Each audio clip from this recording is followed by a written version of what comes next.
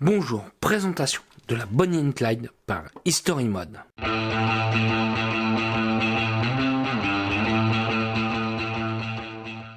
History Mode, qui sont exactement? C'est tout simplement des modeurs italiens. Je vais aller tout de suite sur le modèle de la box ou du tube Killer Gun.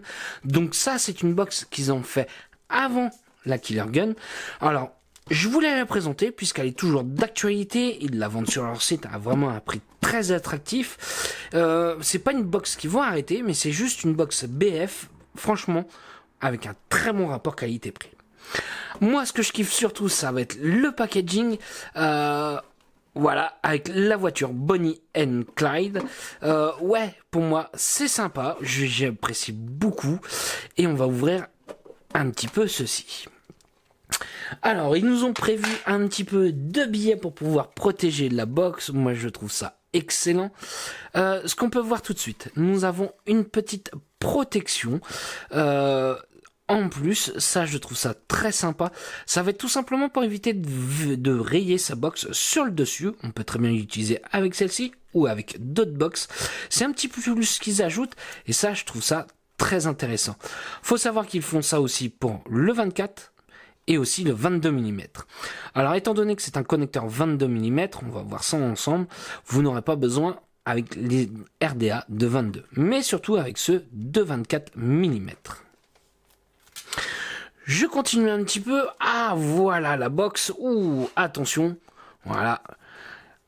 History Mode a été vraiment dans le détail. J'apprécie particulièrement cette petite touche-là. C'est un petit plus du packaging, je trouve, qu'on va pouvoir se resservir. Ouais, j'aime bien cette petite touche-là. Alors, j'ouvre. Voilà. Sur cette box, alors comme vous pouvez voir, comparé au tout premier modèle, ils nous ont fait des modifications. Avant, nous avions des portes en alu carbone où ils nous proposaient différentes portes. Là, cette fois-ci, étant donné qu'ils ont baissé le prix, ils nous ont proposé des portes en bois. Alors, je trouve ça pas si vilain que ça, justement, je trouve ça change un petit peu, ça casse, on n'a pas le côté froid en hiver, on n'a pas le côté qui chauffe énormément en été. Oui, donc pour moi, c'est intéressant. Donc on va faire un petit peu le tour de la box. Comme je vous disais, ils ont changé un petit peu avec des portes en bois. Donc ce switch est bien propre à History Mode, c'est une création de leur part. Nous avons le numéro de série de la box qui est juste ici, à ce niveau-là.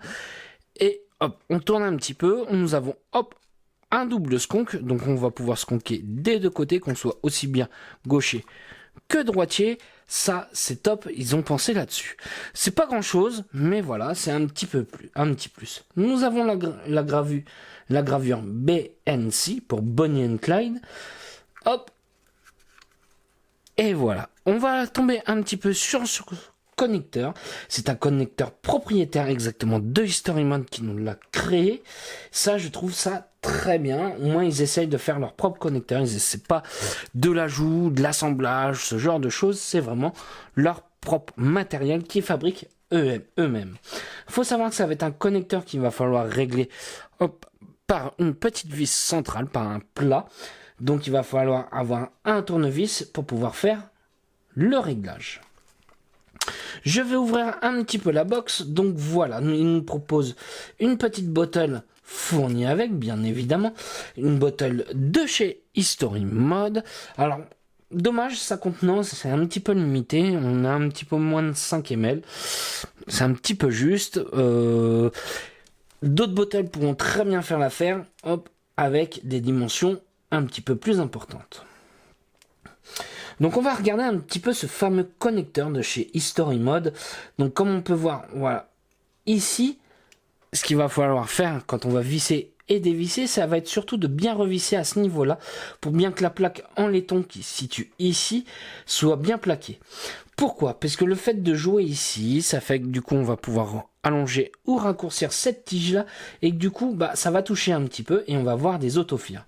Donc bien attention quand vous changez d'accu, enfin quand vous changez de RDA, c'est de bien régler cette vis-là en même temps.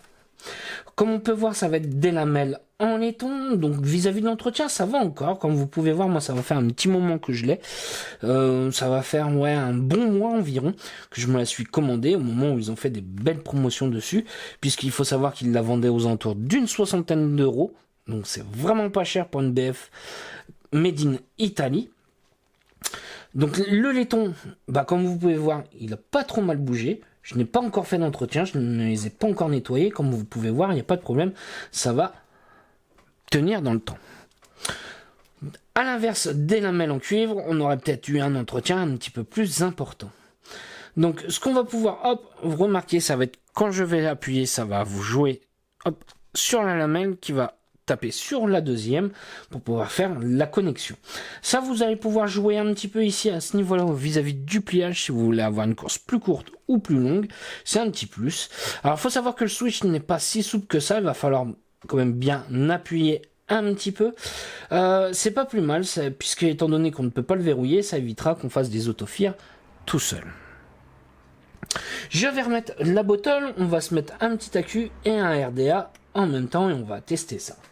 Donc j'ai installé l'ensemble, j'ai mis mon accu comme vous pouvez voir, j'ai mis un petit RDA, j'ai fait exprès que ça dépasse, ça c'est volontaire. Hop. Et ce qu'on va vouloir voir tout de suite, c'est la conductivité. Est-ce que ça chute bien malgré que ça soit du laiton? Comme vous pouvez voir, ça switch bien. Hop. Alors, le fait de ce switch là, il va falloir tendance d'appuyer, hop, assez fort pour que ça shoote. C'est normal puisqu'il va falloir vraiment bien rentrer à l'intérieur. Mais comme vous pouvez voir, ça shoot vraiment très bien, ça shoot très fort. C'est vraiment quelque chose à montrer puisque ça pourra ravir des personnes qui aiment ce type de box, qui se disent ah, lamelle laiton, bof. Voilà. Comme vous pouvez voir, ça balance très bien. Allez, on va aller voir un petit peu les dimensions de cette box là. Hop. Donc vis-à-vis de la hauteur, nous faisons hop, 73 mm de hauteur. Alors logiquement nous faisons hop, alors voilà, 26 mm de diamètre. Alors je vais mettre vraiment bien plus correctement, hop, vis-à-vis de là-haut. Voilà, nous avons oui bien 26. Et en profondeur, nous faisons 43 mm. Donc oui, on reste sur une box compacte, même malgré qu'on ne soit pas dans les plus petites box. Après, honnêtement, rapport qualité-prix, on est sur quelque chose de très bien. J'ai rien à dire. Voilà, pour le prix, on a une petite pièce artisanale, pas chère, qui fonctionne bien. Allez, on va se voir en plan large pour voir comment ça va. Voilà ce que nous donne un petit peu la Bonnie & Clyde de chez History Mode dans la main. Donc oui, nous sommes sur une box BF compacte. Oui, on est relativement assez réduit sur ce modèle-là. Et surtout, ce qui est intéressant, c'est de se faire un petit nuage.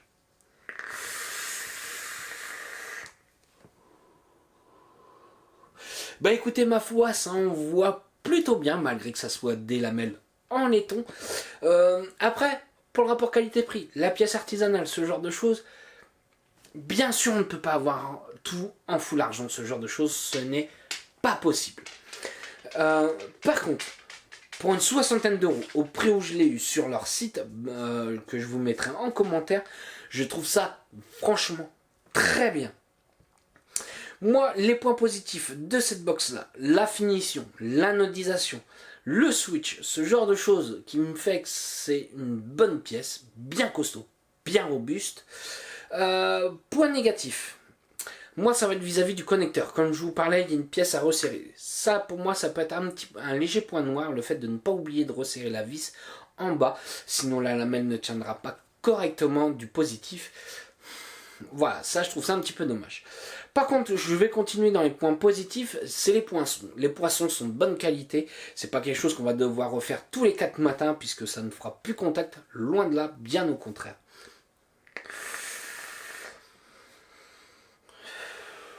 Je pense pour moi plus tard que vous pouvez voir, nous avons des portes en bois, mais je pense qu'ils vont nous ressortir une série de portes où on va pouvoir la customiser un petit peu cette box là.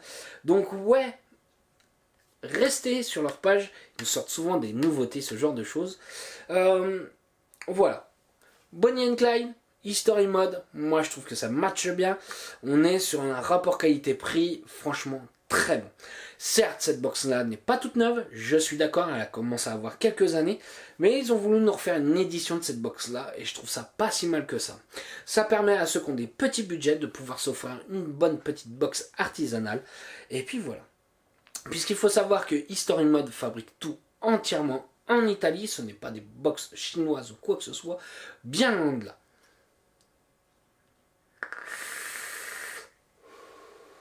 Voilà, c'est mon petit retour sur la Bonnie and Clyde de chez History Mod.